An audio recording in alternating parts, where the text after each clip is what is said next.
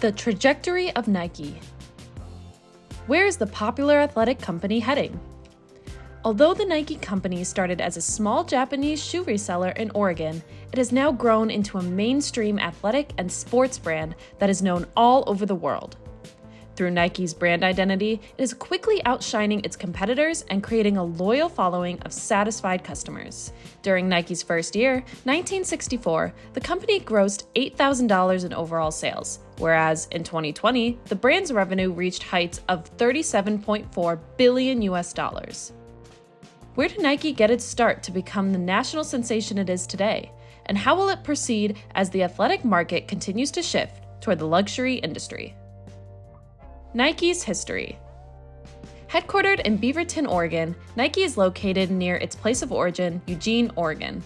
Blue Ribbon Sports, the name of Nike was first founded under, was created by an athlete and his coach, Phil Knight and Bill Bowerman. The pair began reselling Japanese shoes out of Phil's automobile, building their company value year by year. I feel it this time. Yeah, okay, it's risky. When you were selling sneakers out of the back of your Plymouth, that was risky. Don't change that now. For a rookie? Yes. Who's never set foot on an NBA court. That's the literal definition of rookie, yeah. They opened their first retail store in 1966 in Santa Monica, California, after making thousands in revenue. The very next year, they expanded to Wesley, Massachusetts, due to its popularity and high demand. In 1971, Blue Ribbon Sports made the switch from resale to designing their own shoe brand, which they named Nike, after the Greek goddess of victory. Along with their rebranding process, they developed the iconic swoop that is now visible on every Nike retail item today. Carolyn Davidson is the designer of this iconic logo, and it can be argued that she is responsible for creating the foundation of the Nike brand. In a 1988 ad campaign, they released the phrase, "Just do it," as a part of their new brand identity.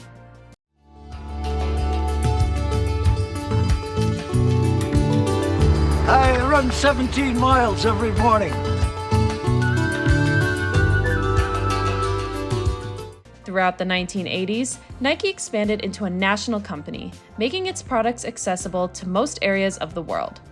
The many years Nike has been in existence have been the building blocks of the brand's popularity and image. Even now, they continue to grow and evolve to match the needs of the company and its consumers. One thing that Nike has been adamant about concerning their products and brand identity is the purpose behind it all. Aside from supporting athletes and making cool shoes, Nike has a greater mission in mind. Nike's purpose page, accessible on their website, says, "Our purpose is to move the world forward. We take action by building community, protecting our planet, and increasing access to sport." Nike takes a strong stance on topics that affect the well-being of communities nationwide. Time when a lot of young queer people. Thank you. Its 4 areas of focus are diversity, equity, and inclusion, giving everyone a fair chance to champion, responsible sourcing, remaining sustainable, and helpful toward the prosperity of our planet and the people living here. Empowering communities, supporting the small networks that run our towns and neighborhoods, giving them the resources to lift up members and invite in others to continue growing. We're never alone. And that is our strength. And lastly, protecting the planet. Along with remaining sustainable, Nike wants to give back to the planet and build a better future for the next generations. Nike Now. As it was mentioned before, Nike, previously known as Blue Ribbon Sports, made $8,000 in gross profit in its first year as a company in 1964. From there until today, Nike has grown exponentially, garnering more employees, retail locations, products, and of course, loyal customers. In 2022, Nike made $21.479 billion, which is a 7.6 increase from the year 2021. In December of 1980, Nike went public after making its first mainstream advertisement in company history.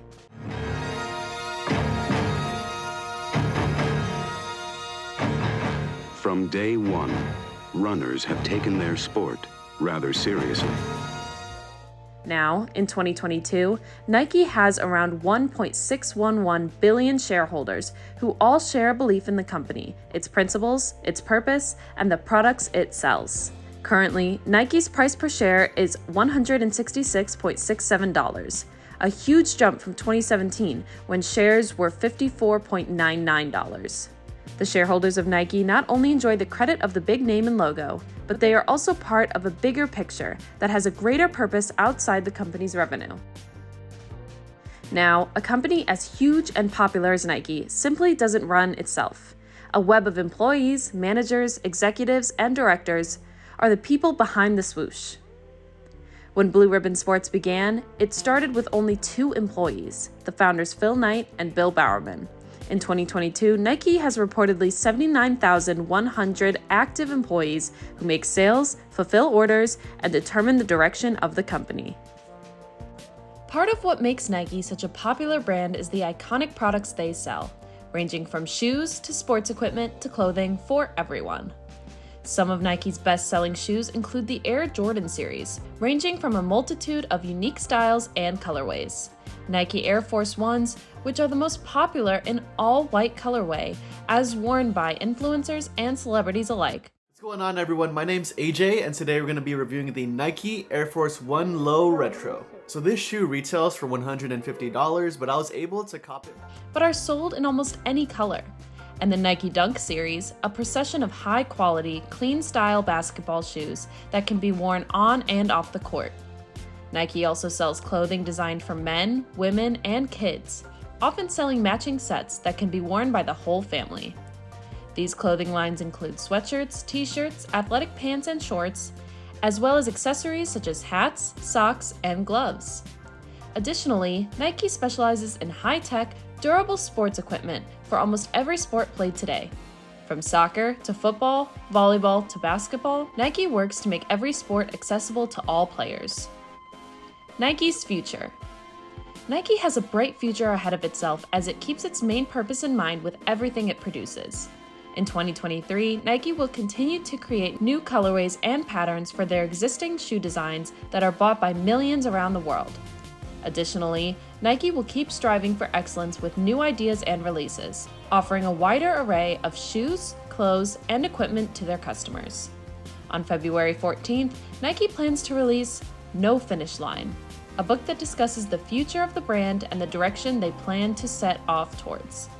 The book will include a foreword by Nike's Chief Design Officer, John Hoke. It has to create an elicit emotional response, but if it doesn't function as a utility tool for an athlete, we haven't done our job well. As well as a number of essays and speculative fiction pertaining to the topic of Nike's future. The book will cover the 5 major shifts design itself may change in the coming years and how Nike plans to tackle these events. Keep your eye on bookshelves near you and online sellers alike for No Finish Line, because this small book may be our best clue into what Nike has queued up next for its brand and its customers.